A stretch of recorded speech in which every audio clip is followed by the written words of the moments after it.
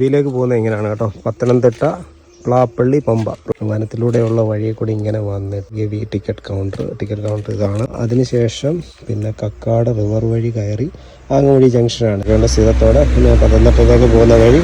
അതിനുശേഷം forest check point, അവിടെ നിന്ന് കയറ്റി വിട്ട് കഴിഞ്ഞ് നമ്മൾ ചെല്ലുന്ന നേരെ മൂഴിയാർ ഡാമിലേക്ക്. അതുവഴി പവർ ഹൗസൊക്കെ ഉണ്ട്. അത് കഴിഞ്ഞ് 40 ഏക്കർ കോളനി, ക്യാൻറ്റീന്, പിന്നെ അതൊക്കെ കഴിഞ്ഞതിന് ശേഷം പെൻസ്റ്റോക്ക് പൈപ്പ് ക്രോസിങ്. അതിനുശേഷം കക്കി ഡാം വ്യൂ പോയിന്റ് ഉണ്ട്. അതിനുശേഷം കക്കി ഡാം, ഫോറസ്റ്റ് സ്റ്റേഷൻ, അത് കഴിഞ്ഞ് ആനത്തോട് ഡാം, അത് കഴിഞ്ഞ് forest station and check post. അതിനുശേഷം കൊച്ചുപമ്പ KCB ക്യാൻറ്റീനുണ്ട്. KCB IB Kochupampa, KFDC pedal boating Kochupampa. നേരെ ഇങ്ങനെ പോകും ഗവിയായി. പിന്നീട് ചെല്ലുന്ന ഗവി ഡാമാണ്. അതിനുശേഷം പിന്നീട് exit Vallakkadavu forest check post. അതിനുശേഷം വണ്ടിപ്പെരിയാർ.